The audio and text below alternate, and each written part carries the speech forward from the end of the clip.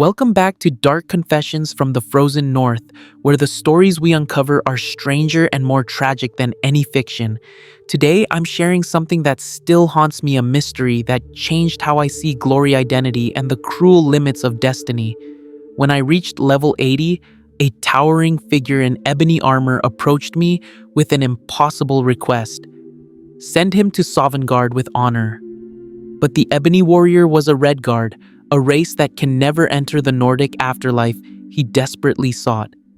I defeated the greatest warrior I'd ever faced, only to discover his entire quest was built on a lie.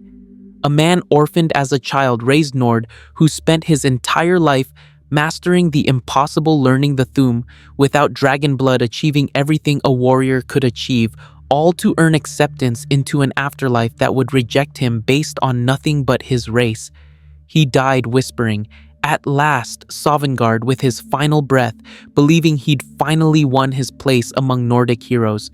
But when I returned to Sovngarde to search for him, he wasn't there. He never arrived, and he never will. And if you genuinely enjoy this kind of dark storytelling, consider subscribing and liking the channel, but only if it truly resonates with you. I was walking through Whiterun's main gate when the guards suddenly went silent. Not the usual silence of routine patrol, but the kind of quiet that settles over a battlefield when something terrible has just arrived. That's when I saw him. He was standing near the gildergreen tree, motionless, a figure carved from shadow and ebony, nearly 8 feet tall, every inch of him encased in black armor that seemed to absorb the afternoon light, drinking it down like a starving man at a well.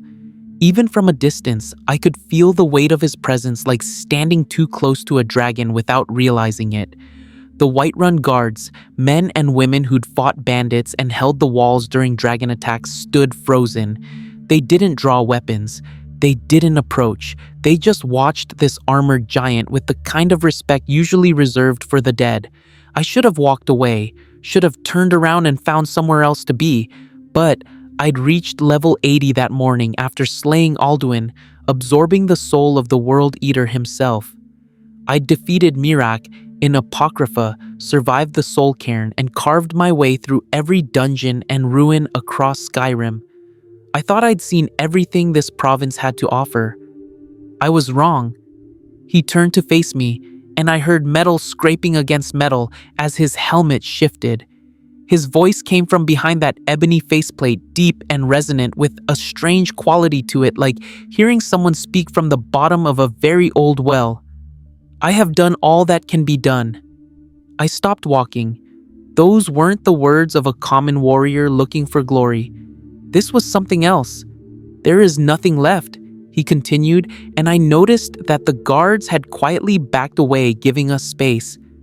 No quests to be undertaken.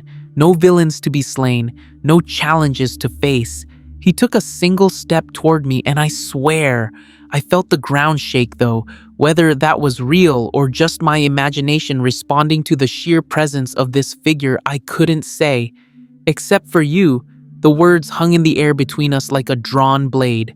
"You are my last challenge. Only you can send me to Sovngarde with honor." There it was, Sovngarde. The Nordic afterlife where warriors feast in Shore's halls for eternity, where I'd walked among the ancient heroes during my battle against Alduin, where the greatest Nord warriors go when they die with honor in their hearts. "Make your preparations," he said. His voice carried no threat, no anger, just a strange kind of finality. "When you are ready, come find me at my last vigil." Then he simply walked away. Not with the urgent purpose of a warrior seeking battle, but with the steady gait of someone who had all the time in the world, because time itself no longer mattered to him. The guards watched him leave, and only when he disappeared down the road toward the eastern mountains did they seem to remember how to breathe. I stood there for a long moment, processing what had just happened. A warrior in full ebony armor had challenged me, the Dragonborn, the slayer of Alduin, to what was essentially a duel to the death. That part wasn't unusual. What bothered me was everything else about the encounter. The way he moved, the way he spoke, the certainty in his voice when he mentioned Sovngarde. That night, I did what I always do when something doesn't make sense. I started asking questions. The guards at Dragon's Reach had nothing useful to tell me. None of them had ever seen the warrior before, and none of them knew his name. He'd simply appeared in Whiterun that afternoon as if materializing from the stones themselves. When I pressed them for details, all they could tell me was that he wore a complete set of ebony armor, carried an ebony sword and shield, and moved like someone who'd spent a lifetime in combat. I traveled to High Hrothgar, thinking perhaps the Greybeards would know something. If this warrior could use the Thu'um, surely they would have heard of him. Master Arngir received me in the usual way, speaking in his carefully modulated voice to avoid accidentally shouting.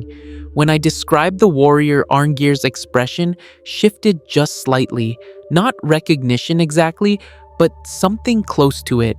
You speak of someone who has mastered the voice without the gift of the dragon blood, he said slowly. This is unusual, extremely unusual. For a mortal to learn even the most basic Thu'um requires years, sometimes decades of meditation and training.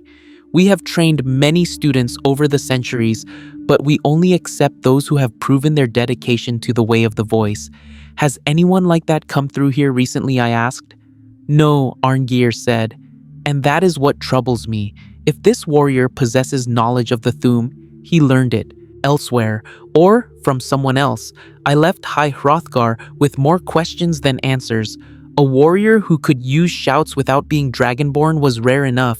A warrior who claimed to have done everything, fought everyone, and now sought only an honorable death was something else entirely. I spent the next few days preparing, but I also spent them investigating. I traveled to Windhelm and spoke to Ulfric Stormcloak, who knew more about warriors who could shout than almost anyone. He'd learned the voice himself during his time with the Greybeards, using it to devastating effect during his duel with High King Torrig. When I described the Ebony Warrior to Ulfric, he leaned back in his throne thinking, a warrior who has done everything, he repeated, who seeks death in combat, who speaks of Sovngarde as if he has the right to enter. He was quiet for a long moment. There are legends among my people of warriors who become more than mortal, men who fight for so long, who grow so skilled with blade and spell and voice that they begin to transcend the normal limits of our kind. You think he's one of these, I asked.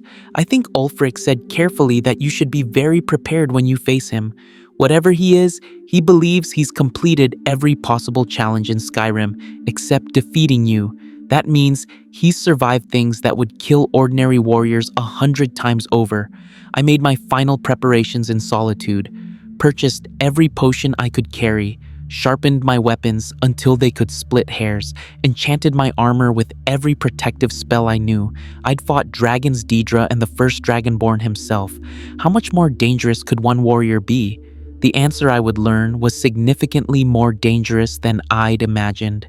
The last vigil was exactly where the warriors in Riften said it would be. High in the Velothi Mountains northeast of the city, accessible only by a winding mountain path that tested both endurance and balance. I climbed for hours, the altitude making my breath come harder, the temperature dropping as I ascended. Finally, I reached a small plateau.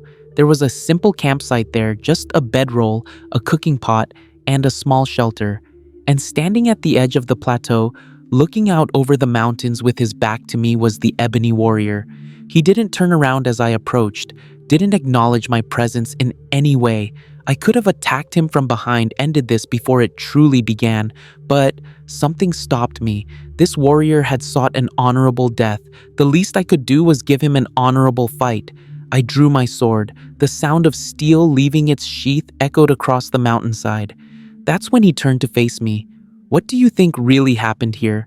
Drop your thoughts in the comments, because what I'm about to tell you defies everything we think we know about the races of Tamriel and the rules that govern their afterlives. The fight began without words. No dramatic speeches, no final declarations. He simply drew his ebony sword, and I saw it clearly for the first time. The blade seemed to drink in light, just like his armor, and along its edge, I could see a faint red glow pulsing like a heartbeat. I struck first, Using the advantage of surprise, my blade connected with his armor, and I felt the impact reverberate up my arms. It was like striking solid stone. He didn't flinch, didn't stagger, just immediately countered with a strike so fast I barely got my shield up in time to block it. The force of the blow drove me back 3 steps. That's when I realized this wasn't going to be like fighting a normal opponent. This was going to be a war of attrition, and I wasn't sure I could win it. He came at me with a combination of sword strikes and shield bashes that would have overwhelmed most fighters in seconds. I parried, blocked, dodged, feeling my stamina draining faster than it should. Every time his sword connected with my armor or shield, I felt my health dropping. Not just from the physical damage, but from something else, something darker. His sword was draining my life force with every hit. I tried to create distance, pulling back and readying a spell. Fire burst from my hands, engulfing him in flames. For a moment, I thought I had the advantage. Then the flames cleared, and he was still standing, barely affected by magic that should have incinerated a normal person. He raised his left hand, and I felt the air around me grow suddenly impossibly cold. Frost crystals formed on my armor. My movements slowed. He'd cast a frost cloak spell, and now every time I got close enough to strike, I'd be taking damage from the intense cold radiating from his body. I shouted, "Fus Roda," unrelenting force, all 3 words, sending him flying backward across the plateau. He hit the ground, rolled, and came up immediately. Then he shouted back, "Fus Roda." The force of it caught me square in the chest and sent me tumbling backward. I barely managed to avoid going over the cliff edge, catching myself at the last second. As I pulled myself back up, I had time for one clear thought. How is a non-Nord, non-Dragonborn warrior using the Thu'um with that kind of power? The battle continued. Minutes blurred into what felt like hours. I used every trick I'd learned fighting across Skyrim. Paralysis, poisons that should have frozen him in place, dragon shouts that should have disarmed him or sent him flying, powerful magic that should have brought him to his knees. Nothing worked completely. He shrugged off most of it, countered what he couldn't ignore, and kept coming with the relentless efficiency of a siege engine. I managed to land a solid hit on his side, my blade finding a gap in his armor. He staggered just slightly, and I saw dark blood seeping through the ebony plates.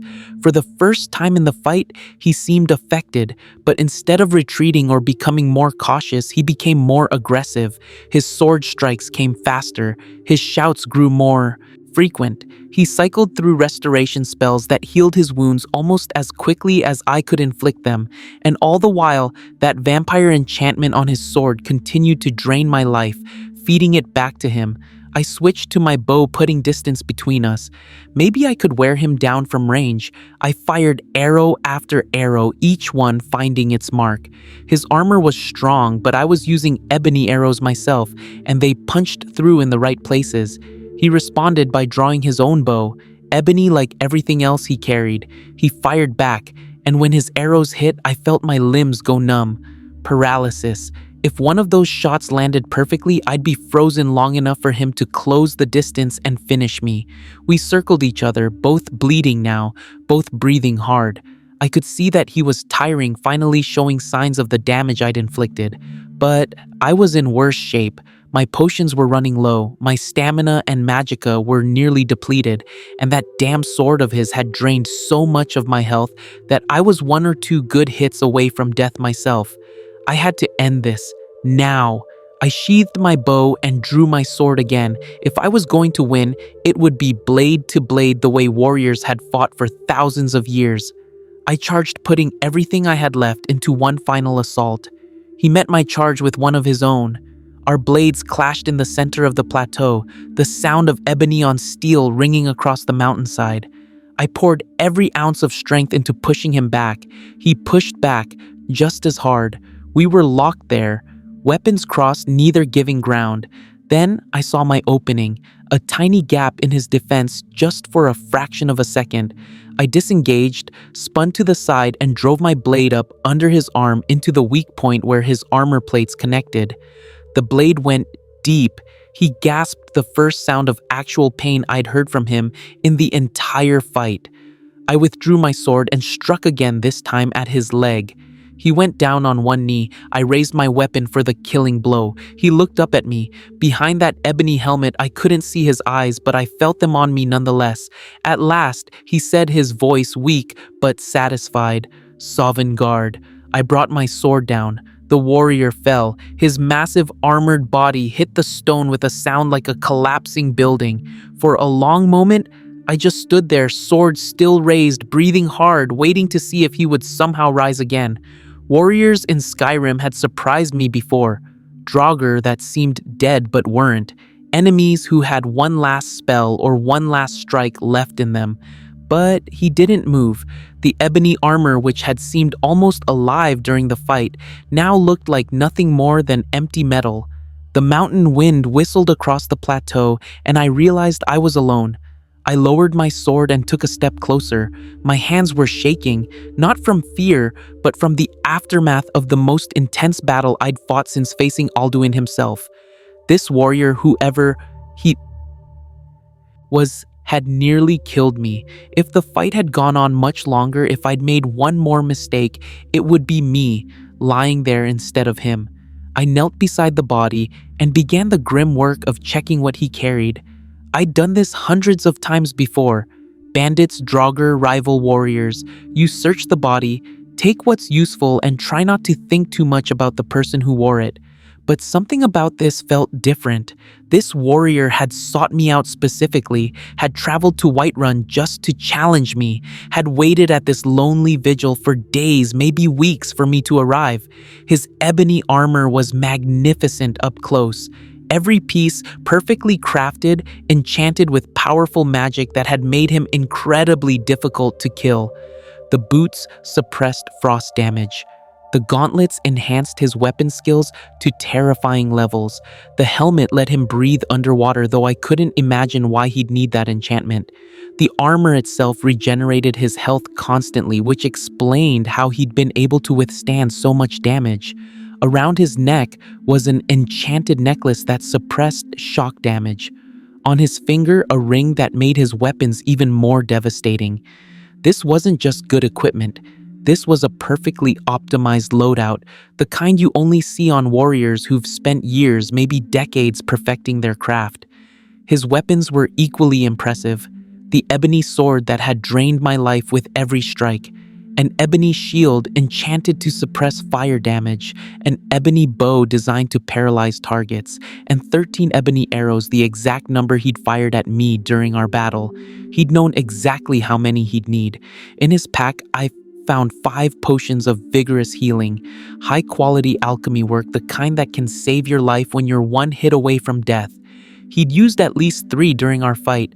I'd seen him drink them between my attacks, healing wounds that should have been crippling. Then I found the gems, 6 of them, all flawless: diamond, emerald, sapphire, ruby, amethyst, and garnet, a complete set, each one worth a small fortune. They were just sitting in his pack as if they meant nothing to him, as if wealth was irrelevant to someone who'd done everything and owned everything already. I found a filled black soul gem, the darkest kind of soul trap containing a human soul. Who had he captured? Why? The gem pulsed with a faint dark light, and I felt uncomfortable even holding it. Then I found the hearts. A human heart, still fresh somehow, preserved by magic or cold. Not unusual to find on Forsworn or necromancers, but strange to find on a warrior who seemed to follow a code of honor. And beside it, a Daedra heart. I stopped, looked at both hearts lying there in my hand. A human heart and a Daedra heart. On the same warrior, in the same body. That shouldn't be possible. Daedra hearts come from Dremora and other Daedric entities. They're physically different from human hearts, deeper red, more arteries pulsing with otherworldly energy. You find them on creatures from Oblivion, not on mortal warriors, no matter how skilled, but there they were, both of them, as if this warrior had somehow carried both inside his chest at the same time. I sat back trying to make sense of it. Was he possessed by a Daedric entity? Was he some kind of hybrid, part mortal and part Daedra? Or Had he simply carried these items as trophies or alchemical ingredients? That's when I decided to do something I'd been avoiding. I needed to see his face. I reached for his helmet, hesitating for just a moment. Some part of me didn't want to know, wanted to leave this warrior as a mystery, a legend, a figure in ebony armor who appeared and disappeared like smoke. But I needed answers. I removed the helmet. His face was weathered and scarred, the face of someone who'd spent decades in combat. Strong features, short, cropped black hair, skin that was darker than any Nord I'd ever seen, darker than most Imperials, darker in fact than almost anyone in Skyrim except Redguards. I stared at his face, my mind racing. This warrior, this incredibly skilled warrior who'd mastered the Thu'um and sought entry to Sovngarde, who'd defeated every challenge Skyrim had to offer and wanted only an honorable death in Nordic tradition, was a Redguard. Redguards don't go to Sovngarde. Sovngarde is the Nordic afterlife, reserved for Nords and their Atmoran ancestors. It's a place of honor, yes, but it's specifically tied to Nordic culture, Nordic gods, Nordic tradition. When you die, you go to the afterlife of your people. Redguards go to the far shores, the Yokudan paradise, where warrior spirits engage in glorious challenges for eternity. I'd walked through Sovngarde myself during my battle against Alduin. I'd seen the ancient heroes feasting in Shore's Hall. Every single one of them was a Nord, not one Redguard, not one Imperial or Breton or any other race. Just Nords and ancient Atmorans, the ancestors of the Nord people. If you've ever wondered what choice you would make in a situation like this, tell me in the comments. Would you have granted him his wish knowing he could never reach his desired destination? Or would you have walked away leaving him to wait for a death that might never come? I looked down at the warrior's face again, seeing it in a new light. This wasn't just tragic, this was fundamentally impossible. He'd spent his entire life, or what seemed like his entire life, preparing for a glorious death that would send him to Sovngarde. He'd mastered combat magic and the voice. He'd acquired the best armor and weapons in all of Skyrim. He'd completed every quest, defeated every villain, overcome every challenge. And none of it mattered, because when he died, no matter how honorably, no matter how gloriously, he would go to the far shores with his Redguard ancestors. Sovngarde would reject him based on nothing more than his race. Unless he didn't know. I stood up, pacing the plateau, thinking, what? If this warrior genuinely believed he could enter Sovngarde, what if he'd spent so long in Nordic lands fighting Nordic battles, mastering Nordic traditions like the Thu'um, that he'd convinced himself he'd earned the right to a Nordic afterlife? Or what if he did know and sought it anyway? What if this whole quest was a desperate attempt to transcend the normal rules to force his way into Sovngarde through sheer skill and determination? I thought about the ancient texts I'd read in the College of Winterhold. There were stories of Reymon Ebonarm, the Redguard god of war, a divine figure who wore ebony armor and wielded an ebony sword that was fused to his arm. A god who appeared on battlefields to stop wars, to reconcile enemies, to save lives rather than take them. Could this warrior be connected to Ebonarm somehow? An avatar? A worshipper? A descendant of some divine bloodline? The armor matched, ebony from head to toe. The sword matched too, though not fused to his arm. The incredible skill in combat matched. Ebonarm was described as tall and muscular, and this warrior was uniquely tall, scaled larger than any normal person I'd encountered. But Ebonarm was described with flowing reddish blonde hair and steel blue eyes. This warrior had black hair and dark skin, and Ebonarm carried a tower shield emblazoned with a red rose, not a plain ebony shield like the one lying beside this warrior's body. I thought about another possibility, one that made my skin crawl. Umbra. I'd heard the stories, a cursed Daedric sword that possessed its wielders, driving them to bloodlust and madness. Warriors who found Umbra forgot their own names, identified themselves only as Umbra, and sought death in combat against worthy opponents. In Morrowind, there'd been an orc named Umbra. He wore dark armor and wanted nothing more than to die fighting. He'd told travelers that he'd done everything, seen everything, and now sought only a warrior's death. The parallels were striking, too striking to ignore. And when I checked the warrior's inventory again, looking more carefully this time, I realized something chilling. He had both a human heart and a Daedra heart, the exact combination you'd need to create a Daedra heart at the Atronach Forge in the College of Winterhold. The exact components you'd use for dark magic involving souls and Daedric power. Was this warrior possessed? Had he found some cursed artifact, maybe even Umbra itself, and been driven mad by it? Had the Daedric influence made him forget his own culture, his own afterlife, and fixate on Sovngarde instead? Or was it simpler than that? Was he just a warrior who'd spent so long in Skyrim, so long fighting Nordic battles and learning Nordic traditions that he'd genuinely come to believe he belonged in their afterlife? I picked up his ebony sword and examined it more closely. The life-draining enchantment was powerful, but I didn't feel any sense of possession from it. No whispers, no compulsion to kill. It was just a very well-made weapon with a devastating enchantment. But that didn't mean he hadn't been influenced by something else, something more subtle. I thought about his height. At over 8 feet tall, scaled larger than any normal NPC in Skyrim, he was unique. Unnaturally so. People don't just grow that tall without some kind of magical intervention or divine heritage. I thought about his mastery of the Thu'um. The Greybeards had told me it takes decades to master even one shout. This warrior knew unrelenting force, the same shout I used. He'd learned it without being Dragonborn, without the gift of absorbing dragon souls for instant knowledge. That suggested either divine intervention or incredibly dedicated training over many, many years. I thought about his equipment.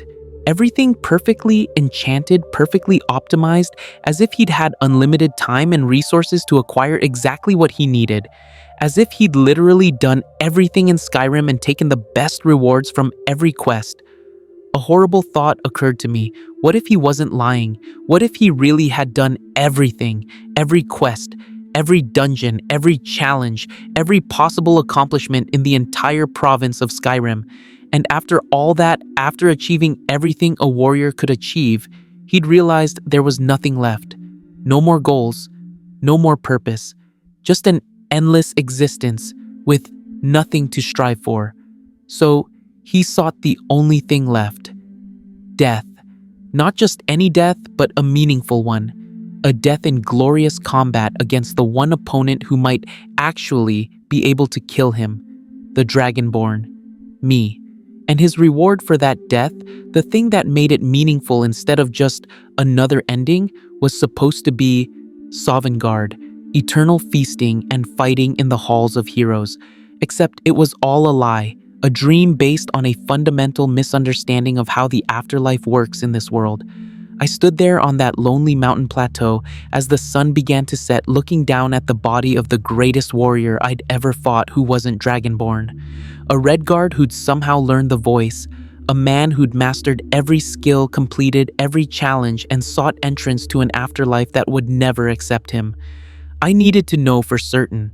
I needed to check. I made the journey to Sovngarde one more time. It wasn't easy. Required careful planning and some help from friends who had access to certain magical rituals. But eventually, I stood once again in that misty realm of honor and glory, where Nord heroes feast and fight for all eternity. I searched everywhere, asked every warrior I met if they'd seen a Redguard in ebony armor, described him in detail, his height, his skill, his armor, everything. No one had seen him. He wasn't there. I walked the entire realm from the feasting hall to the mist-shrouded edges where souls first arrive. I looked at every face, hoping against hope that maybe somehow his pure warrior's heart had earned him an exception to the rules. But Sovngarde is what it is, a Nordic afterlife, and the warrior was not there, which meant he was in the far shores, the Redguard paradise, probably confused about why he wasn't in the halls of shore. Or he was somewhere else entirely. Lost, denied entry to both afterlives because he died seeking one he couldn't reach while rejecting the one that was rightfully his. I returned to Skyrim and traveled back to the last vigil. His body was still there, untouched by scavengers or looters. The mountain air had preserved it, and the ebony armor still gleamed in the sunlight. I buried him there at his last vigil. Seemed right somehow. This was where he'd waited for his final battle. This was where he'd found the death he sought. Let it be his final resting place as well. Before I covered the grave, I placed his ebony sword across his chest, the way Nord warriors are often buried. A final gesture of respect for a warrior who'd wanted nothing more than to be accepted as one of them. If this story has kept you listening this far and you want more of these dark confessions from Skyrim, hit that subscribe button. It tells me someone out there is still paying attention to warnings like these. I couldn't let it go. Days passed, then weeks, and I found myself thinking about the Ebony Warrior constantly.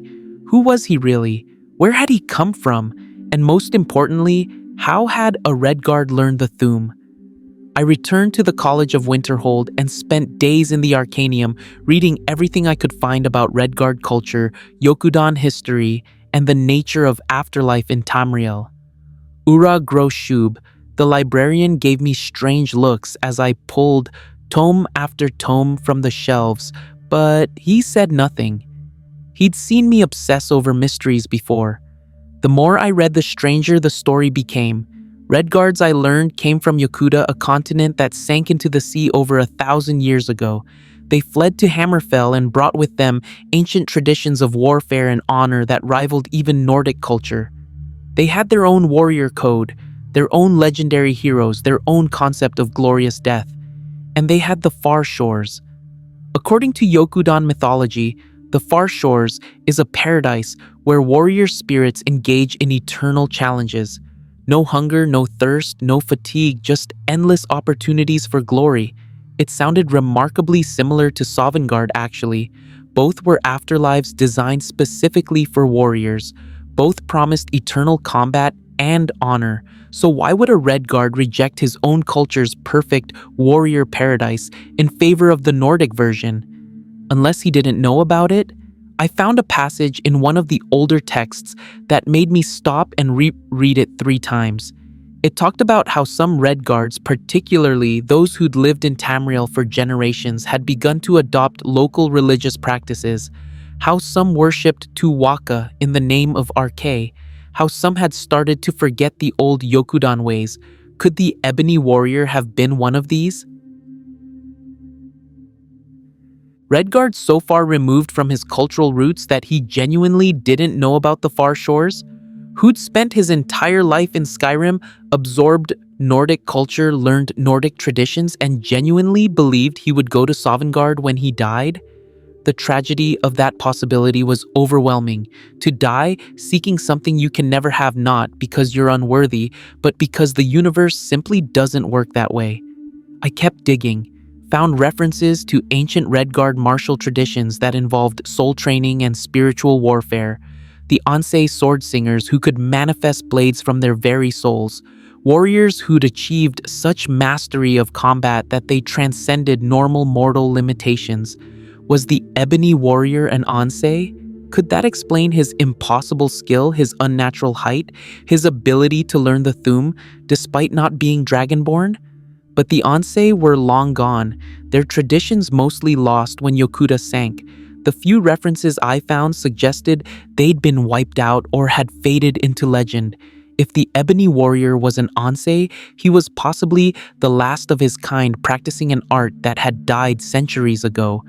I found myself returning to the theory about Reymon Ebonarm. The more I researched, the more connections I found. Ebonarm was a god of war, yes, but not in the way most people think of war gods. He wasn't about conquest or glory or building empires. He was about reconciliation, about stopping wars before they could cause too much death, about appearing on battlefields to make both sides see reason and go home.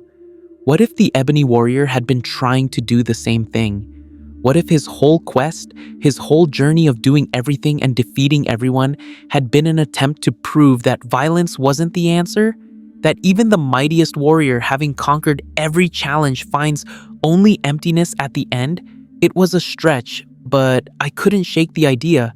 Maybe his challenge to me hadn't been about seeking death at all. Maybe it had been a lesson, a warning. "Look at me," he seemed to be saying. "I've done everything. I've won every battle, and now there's nothing left but to die. Is this what you want for yourself?" But that didn't explain why he wanted to go to Sovngarde specifically. If he was trying to teach a lesson about the futility of endless warfare, why frame his death in terms of Nordic honor and glory? I decided to seek out other Redguards in Skyrim, hoping someone might recognize the warrior's description or know something about Redguard traditions I'd missed. In Whiterun, I spoke with Nazir, a member of the Dark Brotherhood. He was a Redguard, and when I described the Ebony Warrior, something flickered across his face. "Tall warrior, ebony armor, wanted to die fighting?" he said. "Sounds like someone who forgot what it means to be Yokudan." "What do you mean?" I asked. Nazir leaned back, considering his words. "Redguards don't seek death in battle for its own sake. We're warriors, yes, but we understand that death is just another step in the journey. The far shores wait for us, and we'll get there when it's our time. Seeking death, especially seeking it from someone else, that's not our way." But he said he'd done everything I pressed, that there were no more challenges left. "Then he should have made peace with that," Nazir said quietly. "Should have found a new purpose, taught others, recorded his knowledge, anything but throwing his life away in a meaningless duel." He paused. "Although I suppose if you're going to throw your life away, doing it against the Dragonborn is at least memorable." I left Whiterun more confused than ever. If seeking death wasn't the Redguard way, then what had driven the Ebony Warrior to do exactly that? My next stop was the companions in Jorvaskr. I needed to talk to someone who understood the warrior's mindset, who could maybe explain what would drive someone to seek one final perfect battle. Vilkas met me in the main hall. I'd fought beside him before, knew him to be both a skilled warrior and a thoughtful man. When I told him about the Ebony Warrior, he listened without interrupting. "I've heard whispers," he said when I finished. "Other warriors talking about a figure in ebony armor who appeared to them at level 80, challenging them. Some thought it was a legend, a ghost story, something that happens to Dragonborn who become too powerful." "What do you mean?" I asked. "Think about it," Vilkas said. "You've slain Alduin, defeated Mirak, become the leader of the Companions, the head of the Thieves Guild, the listener of the Dark Brotherhood. You've done what most people couldn't do in 10 lifetimes. What happens when you run out of challenges? What happens when you become so powerful that nothing in the world can threaten you anymore?" I saw where he was going. "You think the Ebony Warrior was what? A reflection of me?" "Maybe not literally," Vilkas said, "but think about what he represented. A warrior who'd done everything, who'd achieved every possible goal, who had nothing left but to seek death. He's a warning Dragonborn. He's what you could become if you're not careful." The idea unsettled me more than I wanted to admit. Was the Ebony Warrior a possible future version of myself? A cautionary tale about what happens when you achieve everything and find that achievement hollow? But that still didn't explain the Sovngarde fixation, or the Daedra heart, or how he'd learned the voice. I traveled to Riften and sought out Mjol the Lioness, another warrior who understood honor and glory. She listened to my story while sharpening her blade. "Your Redguard warrior sounds lost," she said finally. "Not lost in the physical sense, but spiritually, like he didn't know who he was or where he belonged." "How do you mean?" "He mastered Nordic traditions but wasn't a Nord. He sought a Nordic afterlife but couldn't enter it.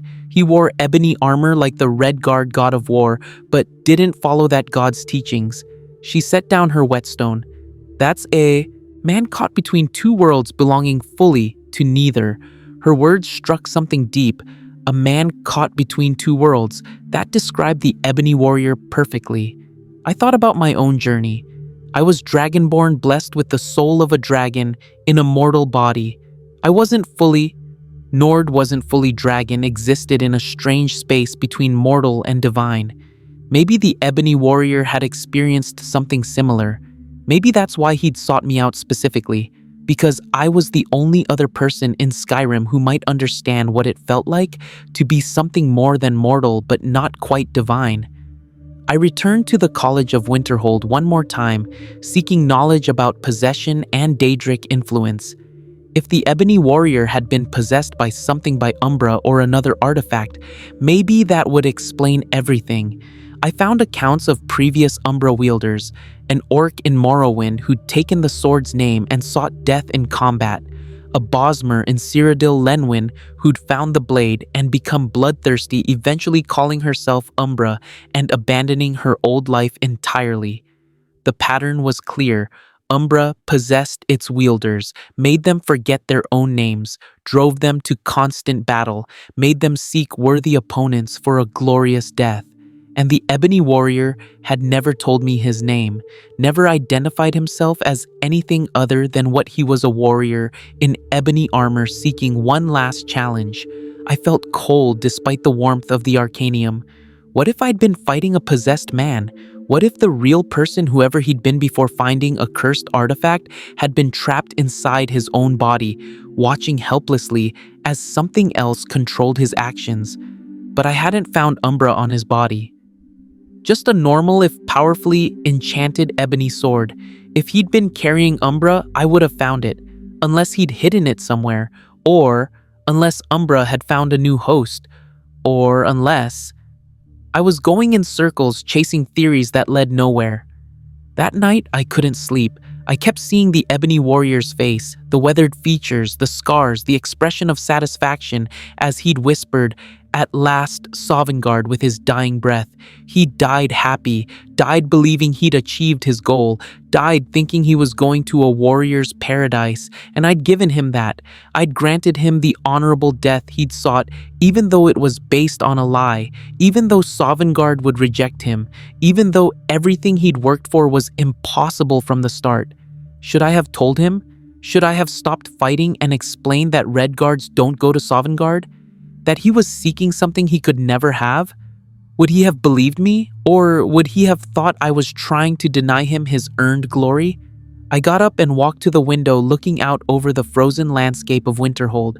Somewhere out there in the Velothi Mountains, a grave marked the resting place of a warrior who'd been the best at everything except understanding his own place in the world. The next day, I did something I'd been avoiding. I performed a soul trap on myself at the Atronach Forge, carefully using the sigil stone to ensure I could reverse it. I wanted to understand what it felt like to have your soul manipulated to be trapped between life and death. The experience was horrifying. For the brief moment I was trapped, I felt disconnected from everything. No past, no future, just an eternal present of confusion and emptiness. I reversed the spell immediately, gasping as my soul returned fully to my body. And I understood. If the Ebony Warrior had been soul-trapped at some point, if he'd been subjected to Daedric manipulation or dark magic involving souls, it might have damaged his connection to his own culture. Might have made him forget the far shores, might have left him grasping for any afterlife he'd heard about, and Sovngarde was the one everyone in Skyrim talked about constantly. That black soul gem I'd found on him. It was filled with what? Someone he'd killed? Or was it supposed to be for him? Had he planned to trap his own soul to force his way into Sovngarde by magical means if an honorable death didn't work? The possibilities were endless and all of them tragic. I spent weeks investigating, traveling across Skyrim, talking to anyone who might have encountered the Ebony Warrior before he'd found me. A guard in Windhelm thought he'd seen someone matching that description years ago. A merchant in Solitude remembered selling ebony ingots to a very tall Redguard who never spoke. A priest in Riften had blessed a warrior in dark armor who'd asked about entry to Sovngarde. Pieces of a life scattered across Skyrim like breadcrumbs, but they never quite formed a complete picture. I realized I might never know the full truth, might never understand exactly who the Ebony Warrior had been, what had driven him to such desperation, or why he'd fixated on Sovngarde despite being Redguard. All I knew for certain was this: I'd fought the greatest non-Dragonborn warrior in all of Skyrim, a man who'd mastered every skill, completed every challenge, acquired the best equipment, and learned the voice through sheer dedication and training, a man who'd achieved everything a warrior could achieve, and in the end, it had brought him nothing but an impossible dream and a lonely death on a frozen mountain. I returned to the last vigil one final time. Snow had covered the grave I'd made, but I could still make out the outline. I stood there as the sun set, thinking about honor and glory and what it all meant. The Ebony Warrior had wanted to be remembered, had wanted his death to mean something, had wanted entry to a hall of heroes where his deeds would be celebrated for eternity. Instead, he'd gotten a simple grave on a mountain plateau known only to me and anyone I chose to tell. No feasting in Shore's halls, no eternal glory among Nordic heroes, just silence and snow and the wind whistling through the peaks. I decided then that I would remember him, would tell his story incomplete as it was, would make sure that someone somewhere knew about the Redguard warrior who'd achieved the impossible dream of mastering the Thu'um only to die seeking an afterlife that would never accept him. Maybe that's all any of us can hope for in the end, to be remembered, to have our stories told, even if those stories are tragedies. 6 months passed before I found the answer I'd been searching for, or at least part of an answer. I was in Markarth dealing with a completely unrelated matter involving the Forsworn when I stumbled into a small forgotten shrine tucked into the cliffs outside the city. It was dedicated to Tu'waka, the Yokudan god of souls who guides Redguards to the far shores. The shrine was old, clearly abandoned for years, maybe decades, but someone had been there recently. Fresh offerings lay at the base of the statue, and carved into the stone wall behind it, almost invisible unless you knew where to look, was a message. I walk the path between worlds, neither Yokudan nor Nord, neither mortal nor divine. I seek the glory denied to those who belong nowhere. The handwriting was careful, deliberate, the kind of script someone produces when they want their words to last. I traced my fingers over the letters, feeling the grooves worn into ancient stone. This was him. This had to be him. The Ebony Warrior had been here, had left this message probably years before he'd ever approached me in Whiterun. I read the words again and again, and slowly a picture began to form. He'd known that he wasn't a Nord, known that Sovngarde wasn't meant for him. But he'd chosen to seek it anyway, not out of ignorance, but out of defiance, out of a desperate need to belong to something, to be recognized by a warrior culture that he admired but could never truly join. The shrine keeper found me there as darkness fell, an old Redguard woman who maintained the shrine despite its isolation and apparent abandonment. "You're not the first to find that message," she said quietly, "though you might be the first in many years." "Do you know who wrote it?" I asked. She nodded slowly. "He came to me when he was younger, much younger. Said he'd been orphaned as a child raised by Nords in Skyrim. Never knew his Redguard heritage until he was already grown, already more Nordic than Yokudan in his heart and mind." My chest tightened. What happened to him? "He tried to learn," she said. "Tried to understand the far shores Tu'waka, the old ways of Yokuda. But it was too late. He'd spent too many years thinking like a Nord, fighting like a Nord, dreaming Nordic dreams. The Yokudan traditions felt foreign to him, even though they were his birthright. So he chose Sovngarde instead," I said. "He chose what felt like home," she corrected gently, "even though home would never choose him back." We sat together in the darkness, and she told me what she knew. The Ebony Warrior had been born during a Forsworn raid. His parents, Redguard traders traveling through the Reach, had been killed. A Nord family found him an infant crying in the wreckage of a caravan and raised him as their own. They never told him about his birth parents, never explained why his skin was darker than theirs, why he looked different from his Nordic siblings. He grew up believing he was Nord, worshipped the Nordic gods, learned Nordic traditions, dreamed of dying gloriously in battle and feasting in Sovngarde with the heroes of old. When he finally learned the truth in his 20s, it shattered something fundamental in his identity. He tried to reclaim his Redguard heritage, sought out this shrine, spoke with this priestess, but the far shores felt like a foreign concept to him. Tuwaka was just a name. The Yokudan pantheon meant nothing to his heart, even though his blood carried their legacy. So he became trapped between two identities, the old woman said. Too Redguard to ever be accepted as a true Nord, too Nordic in his soul to embrace being Redguard. He belonged nowhere. What did he do, I asked, though I already knew the answer. He became the best, she said simply. If the Nords wouldn't accept him based on his birth, he'd earn their acceptance through deeds. He'd become such a perfect warrior, master every Nordic tradition so completely that they'd have no choice but to recognize him as one of their own. He learned the Thu'um, I said, spent 20 years with hermit monks in the Gerald Mountains, she confirmed. Men who'd studied with the Greybeards generations ago but left to pursue their own understanding of the voice. They taught him slowly, painfully. Every shout took years to master, but he had time. He had nothing but time and determination, and the ebony armor? Crafted it himself. Took him another decade to gather the materials, learn the smithing techniques, perfect the enchantments. He wanted to honor Reymon Ebonarm, the Redguard god of war. Thought maybe if he couldn't be accepted as Nord, he could at least honor his Redguard heritage in his own way. But even that felt hollow to him. Ebonarm was a name, a story, not something that resonated in his soul the way Shor and Tsun and the Nordic pantheon did. I thought about the dual hearts I'd found on his body. He was trying to be both, I said, human and Daedra, Nord and Redguard, mortal and divine, trying to bridge impossible gaps through sheer force of will. He came to see me one last time, the priestess said. 10 years ago, maybe more, told me he'd done everything, mastered every skill, defeated every enemy, collected every treasure, and he asked me one final time if I thought the far shores would accept him when he died. What did you tell him? I told him the truth.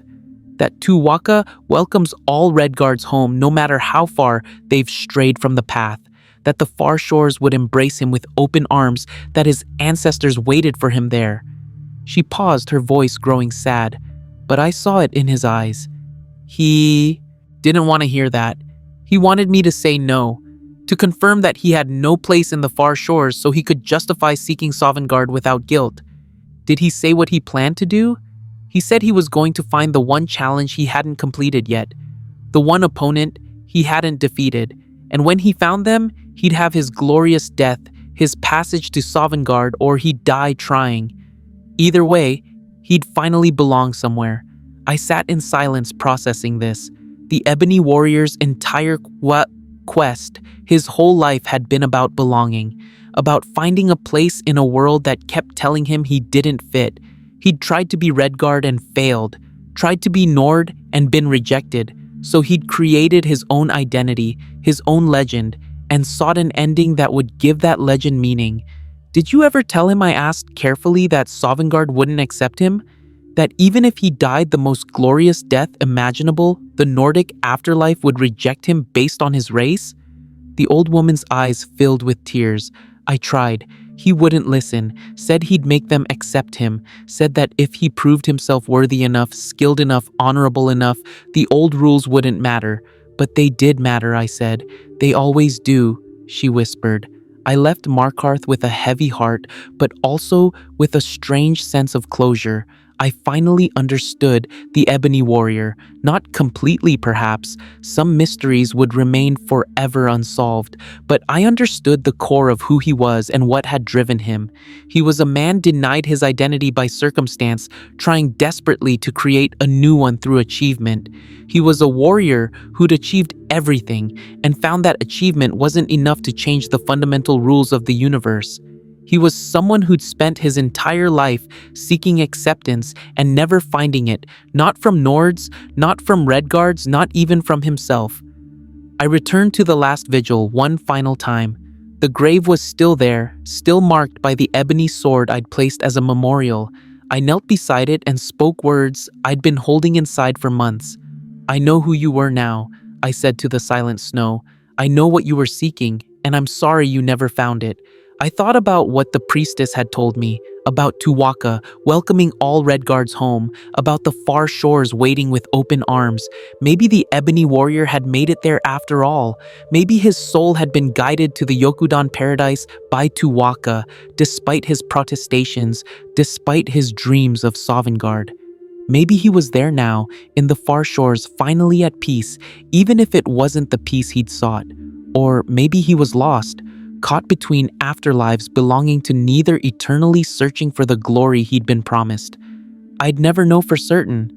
The afterlife keeps its secrets, but I could honor his memory. I could tell his story.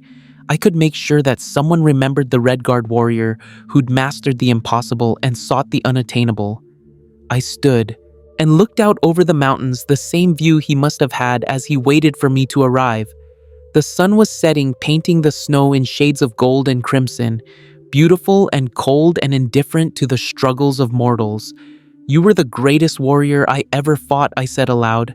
"Greater than Mirak, greater than any dragon, because you achieved everything through pure skill and determination without any divine blessing or dragon blood to help you. You earned every bit of your power." The wind carried my words away into the gathering darkness, and I hope wherever you are, you finally found what you were looking for, the belonging you sought, the acceptance you deserved, the glory that was yours by right, even if the world was too rigid to recognize it. I left the last vigil as night fell, walking down the mountain path by moonlight. Behind me, the grave of the Ebony Warrior stood silent and alone, marked by an ebony sword that would eventually be buried by snow and forgotten by time. But I would remember, and through my memory, others would know his story, the tragedy of a warrior who achieved everything and nothing simultaneously, who mastered every challenge except the challenge of accepting himself, who sought entry to a heaven that would reject him while rejecting the heaven that would have welcomed him with open arms. In my travels since then, I've encountered others who face similar struggles, people caught between cultures, between identities, between worlds. I tell them about the Ebony Warrior, about what happens when you spend your entire life trying to be something you're not, seeking acceptance from people who will never give it. Some listen, some learn, some make the same mistakes anyway because the human heart wants what it wants, even when what it wants is impossible. I carry his ebony armor now, wear it sometimes when I need to remember. Each piece is a reminder of skill, dedication, and the tragic futility of seeking glory in all the wrong places. The armor regenerates, health suppresses elemental damage, enhances combat abilities. It's incredibly powerful, but I never forget that it was worn by a man who died believing a lie, who spent his last breath whispering the name of a paradise he'd never see. That's the real lesson of the Ebony Warrior. Not that he was skilled, though he was, not that he was determined, though he was, but that he spent his entire life running from his true identity, and in the end, that running destroyed him. I think about him sometimes when I'm in Sovngarde walking among the Nordic heroes. I imagine what it would be like if he were there, if the rules had been different, if a Redguard warrior could earn his way into the Nordic afterlife through pure skill and honor. He'd fit right in, better than most of the boastful Nords who feast there actually. He'd achieved more in his mortal life than many of them, mastered more skills, defeated greater enemies, shown more dedication to the warrior's path. But he's not there, will never be there. Because some rules can't be broken, no matter how skilled you become or how desperately you seek an exception. And maybe that's the cruelest truth of all, that you can do everything right, achieve everything possible, dedicate your entire existence to a goal, and still fail because the universe simply doesn't work the way you need it to. The Ebony Warrior was my greatest challenge, my most difficult battle. The opponent who came closest to actually killing me, and he was also the most tragic figure I've ever encountered in all of Skyrim. I hope he's found peace wherever he is. I hope the far shores welcomed him, showed him the glory of his own culture, helped him understand that he didn't need Nordic acceptance to be worthy. I hope his ancestors embraced him and told him stories of Yokuda, helped him discover the heritage he'd spent his life rejecting. But I'll never know, and that uncertainty will haunt me for the rest of my days. all I can do is remember. Remember the warrior in ebony armor who appeared at level 80 with an impossible request, who fought like a god but died like a man, who sought Sovngarde but belonged to the far shores, who achieved everything and nothing all at once. His name is lost to history. He made sure of that, called himself only by what he was not who he was, but I remember him anyway. The Ebony Warrior, the greatest warrior I never truly knew. The man who taught me that some victories are hollow, some achievements meaningless, and some dreams are impossible no matter how hard you fight for them. May his soul find rest. May his ancestors welcome him home. And may anyone who hears this story learn from his mistakes, embrace who they truly are, and seek belonging in places that will actually accept them. That's all any of us can do. Live authentically, die with dignity, and hope that whatever comes after will finally find the peace that eluded us in life. The Ebony Warrior never found that peace while breathing. I pray he's found it now. And I'll keep his story alive as long as I draw breath so that he's not forgotten, so that his tragedy has meaning, so that someone somewhere learns from his example and chooses a different path. That's the only immortality I can give him, the only way I can honor the warrior who gave me my greatest challenge and taught me my hardest lesson. Rest well, warrior. You earned it even if you never got the reward you sought.